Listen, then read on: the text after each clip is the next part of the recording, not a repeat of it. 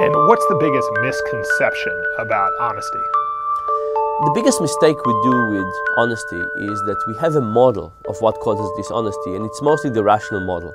And I don't mean that just the economists at Chicago think about the rational model. I think we all have that as an intuitive model.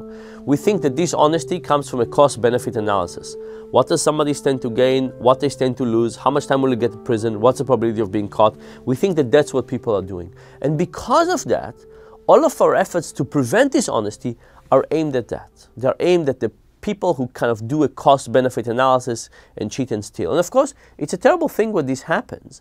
But in reality, that activity of blue-collar crime and planned dishonesty is tiny in comparison to all the effects of little people cheating a little bit over and over again and think of themselves as good people.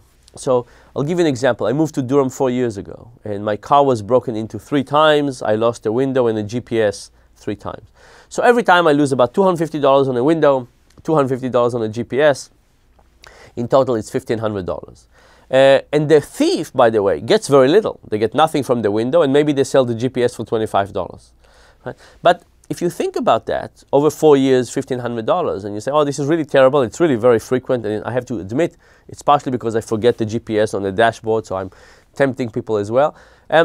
If you say, what happened to my 401k, my accountant, my lawyer, all of those people who basically cheat me a little bit by adding 15 minutes here and there to their bills, it's a drop in the bucket, right? But we focus on the blue-collar crime and not doing it, not taking the real problem of conflicts of interest. And by the way, I think my accountant, lawyer, financial advisor, they're all wonderful people, but they have tremendous conflicts of interest.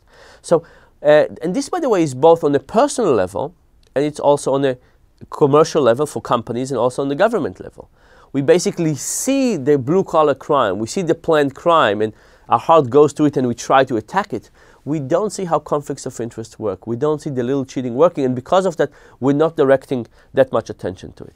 You know, it's hard to look at the numbers, but think to yourself, in the history of mankind, how much have we lost to planned crime, and how much have we lost in 1 month of activity on Wall Street? To good people, right? And I think you probably can't compare the magnitude of the financial consequences of those things.